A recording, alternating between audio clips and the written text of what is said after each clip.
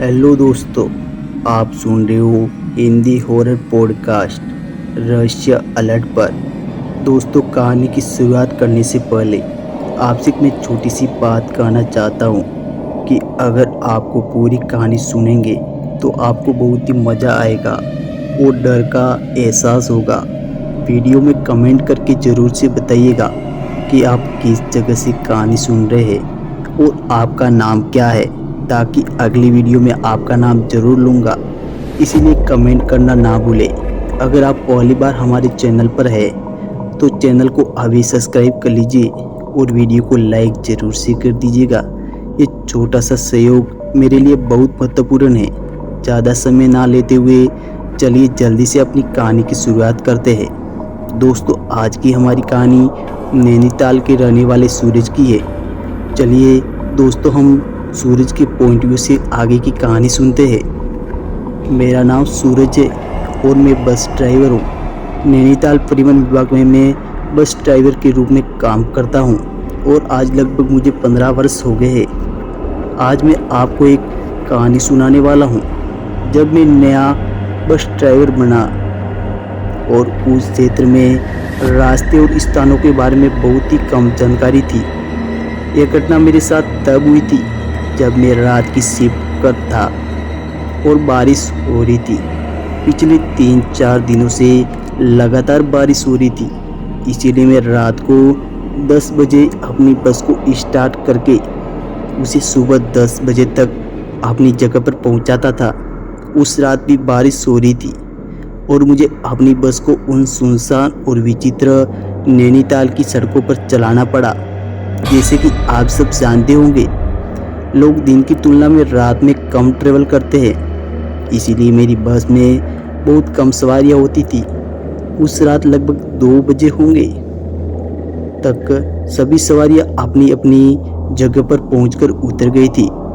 उसी दौरान मुझे अपनी बस को अगले गांव के बस स्टैंड पर कुछ के समय के लिए रुकना पड़ा, क्योंकि मेरी बस का कंडक्टर उस बस स्टैंड से निकलने वाला था और कोई नया कंडक्टर आने वाला था। अगली बस कंडक्टर बनने वाली लड़की की शादी कुछ समय पहले हुई थी। वह बहुत दिनों से छुट्टी पर थी और आज पहली बार वह अपने काम पर वापस आई थी। पहले से ही इसके बारे में अवगत था, क्योंकि मैंने पहले भी 3-4 महीने तक उसके साथ काम किया हुआ था। उसका नाम दीपिका था। वह बहुत बोलचाल में अच्छी थी, इसीलिए रात में सफ़र कम समाप्त हो जाता हमें पता ही नहीं चलता। लेकिन दीपिका के बस में चढ़ने के बाद उसका व्यवहार कुछ अलग ही लगा। उसने अपने दुपट्टे में एक बड़ा सा घूंघट निकालकर अपने चेहरे पर डाला हुआ था। वह बस में बैठे लोगों पर अपनी बहुत ही चिल्ला रही थी। उसका व्यवहार मुझे लगा कि शायद घर में कोई समस्या चल रही होगी, जिसके आज दीपिका का स्वभाव थोड़ा उखड़ा हुआ था। लेकिन मुझे नहीं पता था कि आज मेरे साथ कुछ ऐसा होने वाला था जो मैंने कभी नहीं सोचा था। अब मैं बस चलाते हुए अपने हाथ में पहनी हुई घड़ी को देखता। रात के 12 बज रहे थे। उस समय तक बस की लगभग सभी सवारियां बस के बाहर निकल चुकी थी। अब बस में केवल कुछ 2-4 सवारियां थी, लेकिन आज मुझे लग रहा था कि दीपिका भी उन सवारियों के साथ बस में पीछे बिछाकर बैठी हुई थी, जो मुझे अजीब लगा। और अभी वह एक बहुत लंबा घूंघट पहने हुई थी। ऐसा पहले कभी नहीं हुआ था। दीपिका बस में बैठी सवारियों को टिकट बनाती ही मेरे पास आकर केबिन में बैठ जाती थी। फिर हम लोग बातें करते थे और अपना रास्ता पूरा काटते थे। लेकिन वह उस दिन मेरे पास केबिन में नहीं आई। वह बस में पीछे की तरफ बैठी हुई थी, इसीलिए मैंने इस पर ज़्यादा ध्यान नहीं दिया और बस चलाने लगा। कुछ समय बाद 2-4 सवारियां भी बस से उतर गई। उस दिन बाहर बहुत बारिश हो रही थी, इसीलिए हमें सवारियां भी नहीं मिली।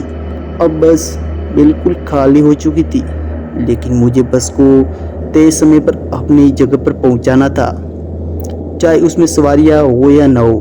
पर दिन में मैंने सोचा कि आने वाले कुछ गांवों में सवारियां मिल सकती है।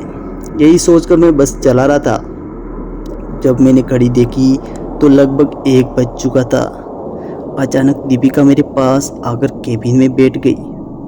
मैंने उससे कहा, अरे दीपिका, कैसी हो? उसने अभी भी लंबा घूंघट निकाल रखा था। मैंने कहा, और आज तुमने इतना लंबा घूंघट क्यों उतार रखा है? तुम्हारा ससुराल है, तुमने इतना बड़ा घूंघट क्यों निकाला है? लेकिन उसने मुझे कोई भी जवाब नहीं दिया। मैंने फिर से पूछा, क्या हुआ? आज इतनी चुप क्यों हो? उसने बिना घूंघट उठाए मुझसे कहा, तुम चुपचाप अपना काम करो, मुझे ज़्यादा मुंह लगने की ज़रूरत नहीं है। उसकी बात से मुझे थोड़ा बुरा लगा, लेकिन मैंने फिर बिना कुछ बोले बस चलाने लगा। उसकी आवाज़ कुछ बदली हुई सी लग रही थी, जैसे उसका गला पूरी तरह से बैठ गया हो। वह बहुत अजीब और कसरा हुई स्वर में बोल रही थी। मैंने फिर से पूछा, क्या दीपिका शादी की मिठाई नहीं लेकर आई? तभी उसने फिर से अजीब आवाज़ में कहा, तुम खाओगे जो मैं लाया हूँ? मैंने कहा, अरे क्यों नहीं, अगर तुम खिलाओ तो मैं खाऊंगा। उसने अपने बैग से कुछ निकाला और मेरे सामने रख दिया। उसे देखकर मेरे होश उड़ गए। मैंने कहा, दीपिका, ये मजाक कैसा है भला? कोई ऐसा मजाक करता है क्या? उसने अपने बैग से एक व्यक्ति के कंकाल की मुंडी निकालकर सामने रखी दी। उसे देखकर मैं इतना डर गया कि मैं उसे सब बताना चाहता था। तभी उसने मुझसे कहा, क्या तुमने क्या कहा कि मैं तुम्हें जो कुछ दूंगी तुम खाओगे? अब तुम्हें खाना होगा। इसे मैंने कहा, भला कोई आदमी कह कैसे खा सकता है? वह कहने लगी, अगर मैं खा सकती हूँ तो तुम क्यों नहीं? अगर नहीं तो आज मैं तुम्हें हमेशा के लिए अपने साथ ले जाऊंगी।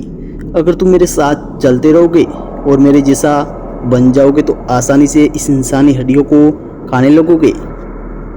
तुम क्या बोल रही हो?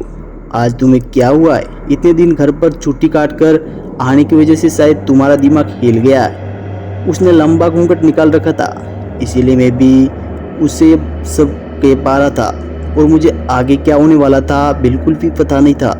मेरे इतना कहने पर वह अचानक एक अजीब सी भारी आवाज़ में बोली, तुम्हारा दिमाग हिल गया है, मेरा नहीं।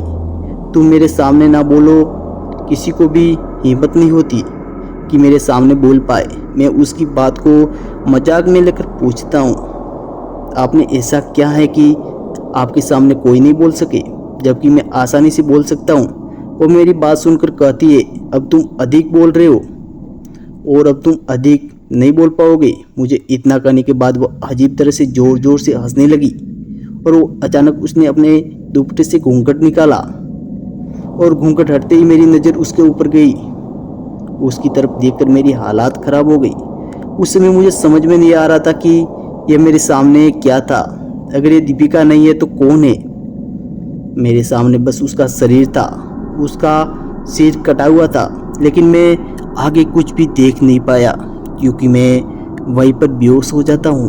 और अचानक से मेरी बस पता नहीं किसी पेड़ के जाकर टकरा जाती है और बस पूरी तरह से भाग चुकी थी, और मैं वहीं पे बेहोश हो जाता हूँ। अगली सुबह जब मेरी आँख खुलती है तो चारों ओर पुलिस के सायरन की आवाज़ आ रही थी और एक सामने एम्बुलेंस खड़ी थी। चारों तरफ लोग खड़े थे। मुझे कुछ समझ में नहीं आ रहा था। पता नहीं मेरे साथ उस रात क्या हुआ। ये तो भगवान की कृपा से मैं उस रात बच गया। वो कोई दीपिका नहीं थी, बल्कि एक बुरी आत्मा थी जो उस रात मुझे मार डालती।